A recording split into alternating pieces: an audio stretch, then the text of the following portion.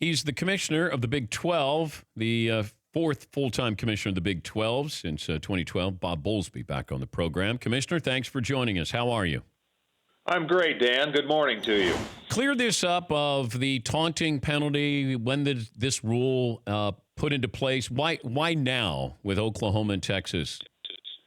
Well, it's kind of a tempest in a teapot, but the genesis of it was that we had a conference call with the two head coaches and our supervisor of officials on Monday, and it was mostly to take care of the logistics for the game this weekend. And Ed Stewart, who runs our football operation, was also on the phone call. And Lincoln Riley asked about the situation with horns down, and our supervisor accurately said that it had been called in the Texas-West Virginia game. And the rule book is fairly specific. The NCAA rule book, Rule 9.2, talks about unsportsmanlike conduct. And, when anything rises to the level of taunting, that's probably going to get called. I don't think that we're going to be flagging the fans, nor are we going to be overreacting. We have a very veteran recruiting referee and a very veteran officiating crew, and I really don't think this is going to end up being a problem. But the fact is that anytime a student athlete on the field is doing something that incites the crowd or is intended to demean another player or is unnecessarily drawing attention to himself, the rule book calls for a penalty to be called. And so, it's sort of taken on a life of its own, and I think we've made the officiating crew's job a little more difficult, perhaps, but I don't expect that it's going to be a challenge. But we admit to wanting a sports-like conduct environment that is appropriate, and that's difficult to do sometimes with these rivalry games. But that was the attempt by our supervisor, was just to make sure that we were going to have a game environment that was fair to both teams and that was consistent with our sportsmanship expectations. Okay, why isn't horns up a taunt? Well, it could be. It could be a taunt. Virtually anything could be a taunt. Flipping off the crowd could be. Well, no, I get that, Commissioner, but I'm saying horns up. If a Texas player does horns up to celebrate as he's crossing the end zone, that's a taunt. If it feels like, would he be flagged if you have that with a Texas player? Well, it'd depend on the situation. If a tackler made a tackle and stood over the top of the person he tackled and taunted him, either with that kind of a sign or by pounding his chest or pointing at him or firing imaginary guns. Those kinds of things could all be considered taunting. And so, the mere act by itself does not constitute unsportslike behavior, but it certainly could. This has taken on a life of its own, as you said. It's almost like it's made even worse or is the media making it worse here, Commissioner? Well, I think that because it came up early in the week and because this is one of the best rivalries in all of college football, there's always lots of enthusiasm on all sides of the issue, and so I don't think it was ever intended to get out as a public matter, but our supervisor had a question from a coach, and he tried to answer it as honestly as he could, and so it has taken on a life of its own, but I expect that we'll end up with a great game tomorrow, and I don't expect that we're going to have a lot of unsportslike behavior. That's just not the nature of these two coaches, and these are two excellent football teams with a lot to play for, and I expect that we'll have a great game. Okay, can you see a scenario where horns down is not flagged? Yeah, I think if it's not intended to do the things that I said earlier, to demean an opponent, to taunt an opponent, to draw attention to oneself, the rule is fairly clear. It's a page and a half that details what unsportsmanlike conduct is, and so if any action rises to the level of unsportsmanlike, I expect that it will be called. On the other hand, there can be lots of things done to celebrate that are not unsportslike, and they shouldn't be called. We're talking to Bob Bowlsby, the Big 12 commissioner. Are you firm on a Final Four? How would you feel about 8-team playoff? Well, I don't. I would never say never.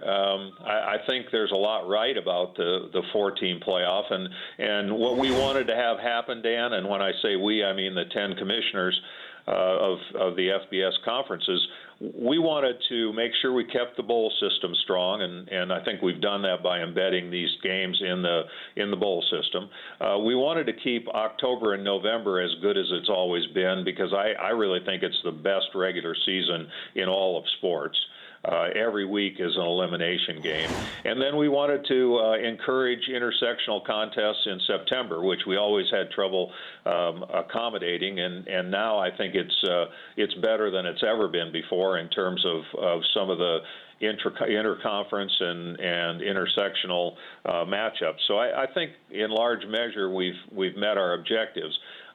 There's always going to be a musical chairs component to having 10 conferences chasing 4 spots, and that's particularly true for the 5 autonomy conferences. But I think that's one of the reasons why it's so interesting. I think we have to be a little bit careful too, because this playoff enjoys about 85% support from the public, and it's far better than the Alliance or the Coalition or the BCS as predecessors. And so we've made a lot of progress, and we're just 5 years into a 12-year agreement on our TV. But that's not to say that it couldn't evolve, and that's not to say that it won't evolve. I just think there's a lot right about it, and I think it's the compromises that were made in order to get us to this position have not changed. And so I think we need to be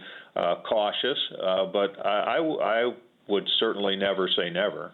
Yeah, I think that we could, I think, even emphasize the bowl games more, because you would have games coming up that would actually have meaning. There'd be more teams involved, storylines in there.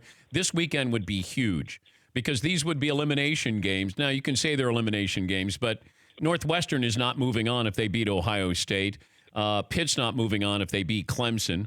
So this is a big game. If Texas wins, they're not moving on. So that's where I'd love, if you had 8 teams and you were able to create more storylines here, then you make that regular season even more dynamic. So I'm all in on 8. It took me a long time to convince people to go to 4, because everybody was sold on the BCS. But if you had the BCS now, Bob, you would have Notre Dame undefeated on the outside, just like we did Auburn back in 2004. So maybe we get to 8. I think eventually we'll get to 8, because everybody will make their money. We keep the bowls, and you keep the integrity of the regular season. So that's my hope. Well, there's also the middle ground of going to 6 at some point in time. But one of the things that is a challenge, if you want to keep it in the major bowl games, is if you don't play this weekend, and there isn't any certainty that would be the case. Now, the one thing that's nice about playing, if you did it this weekend, was the losers could still go on and participate in the bowl system, and the winners could move on into the semifinals. Now, but if you do it with another model that would have the games a little later, so that teams had longer to prepare, then all of a sudden you have a round of games that are the week before Christmas. And if you want to keep those in the major bowl games, then all of a sudden you're going to have years where the Rose Bowl and the Sugar Bowl or somebody else they're going to have to move their game before Christmas, and you're talking about 100 years of tradition. Now, you could not do them in the bowl games. You could play them on campus sites. There are a number of different models that would work. Having spent a lot of time in the upper Midwest, I'm not sure that playing in Madison, Wisconsin on the 15th of December is really a great idea. idea for college kids, but Green Bay does it, so maybe it's okay. There are a number of different components to it, but I don't disagree with what you say. I think that more might indeed be better.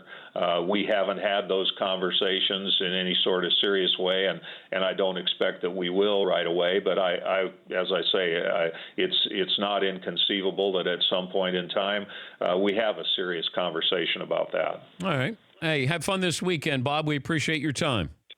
Good to be on with you, Dan, as always, and happy holidays. Thank you. You too. Bob Bowlsby, Big 12 commissioner there. For more Dan Patrick Show, tune to Audience Channel 239 on DirecTV or download the Dan Patrick Show app.